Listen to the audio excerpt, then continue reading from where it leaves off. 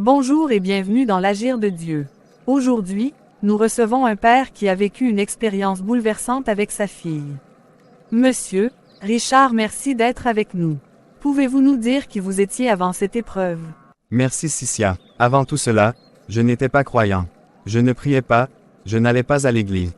Pour moi, Dieu existait peut-être, mais il n'avait pas vraiment de place dans ma vie. Je vivais comme beaucoup de gens, en comptant uniquement sur mes propres forces. Et c'est dans ce contexte que votre fille tombe malade. Quand je l'appelais depuis une autre pièce, elle ne répondait plus. Je pensais qu'elle était distraite ou qu'elle jouait. Je devais répéter son prénom plusieurs fois, parfois hausser la voix, pour qu'elle se retourne.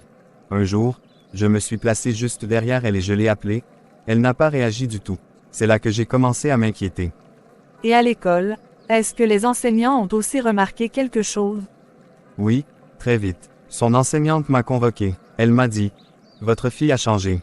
Elle ne répond plus quand on l'interroge. Elle regarde mes lèvres comme si elle essayait de deviner ce que je dis.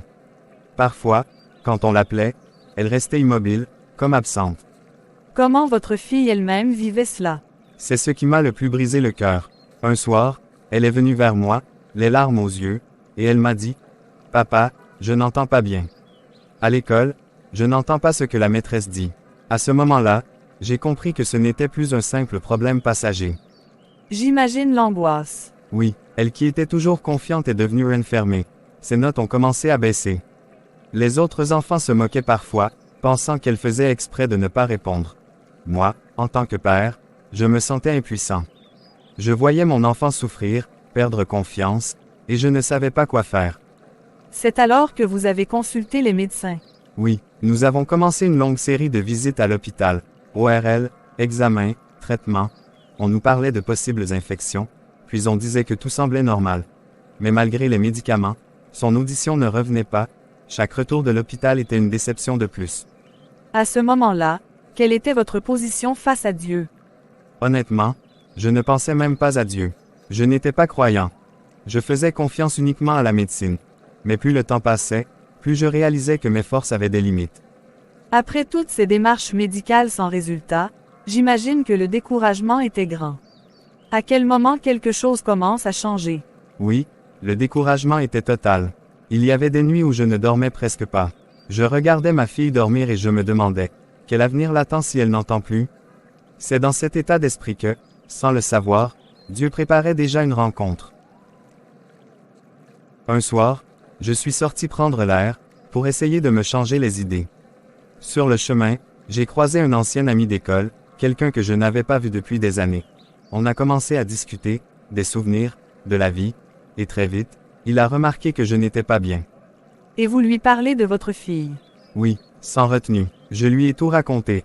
La maladie, les hôpitaux, l'absence de solution, la peur pour l'avenir de mon enfant.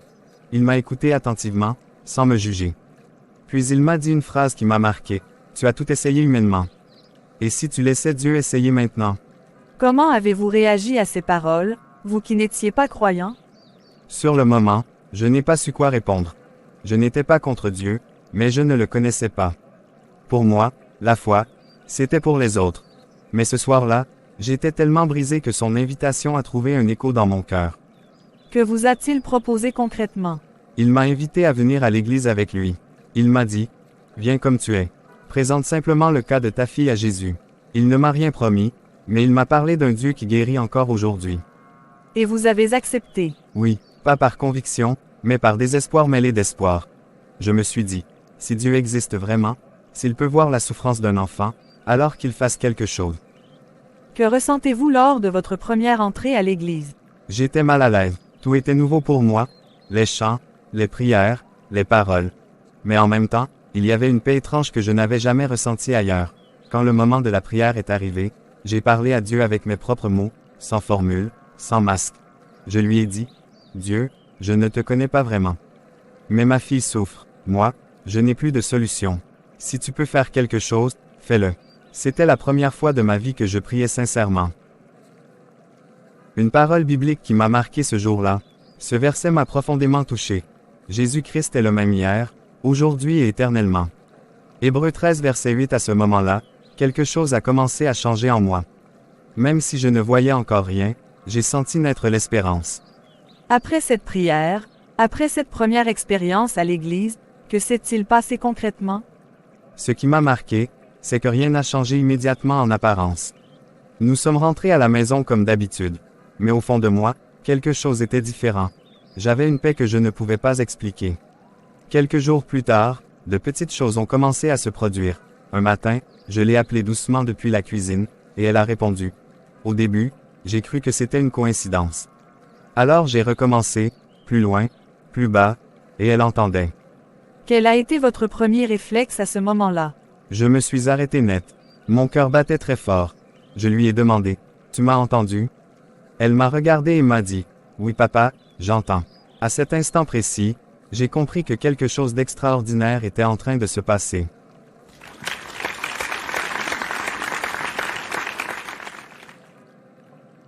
L'enseignante m'a appelé quelques jours plus tard.